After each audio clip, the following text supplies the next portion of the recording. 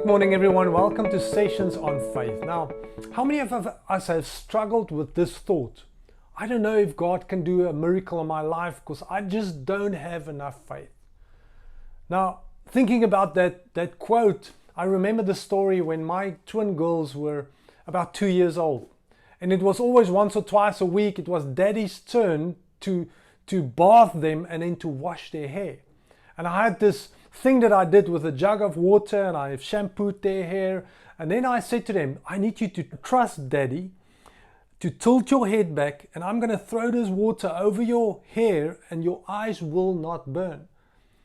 But every time I bring that jug over and that water comes down, they panic and they tilt their head back forward and their eyes burn because there's soap all over, it's crying, it's just a mess. And then after a couple of weeks doing this and going through the same thing every night, my daddy heart started hurting. And I asked myself the question, but don't my girls trust me? Don't they trust me when I tell them I'm not going to let you get hurt? But then I realized that every time they don't trust me, they actually get physical pain by eyes burning. Now, then I realized, but this is exactly how our relationship with God sometimes is. Now, if we read the story in Mark 9, verse 14 to 28, it's a story about the father and a demon-possessed boy. And the disciples just couldn't cast that demon out. And they came to Jesus. And the father came to Jesus and he said the following. In verse 22, it says the following. It says, "Have mercy on us and help us if you can." "What do you mean if I can?" Jesus asked. "Anything is possible if a person believes."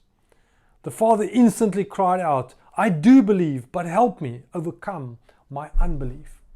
You see, no matter this father's small faith, Jesus didn't withhold his miracle.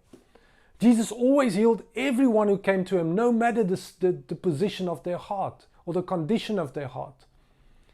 You see, when Jesus spoke about small faith, he never humiliated or condemned people, but he always positioned them to grow in their faith.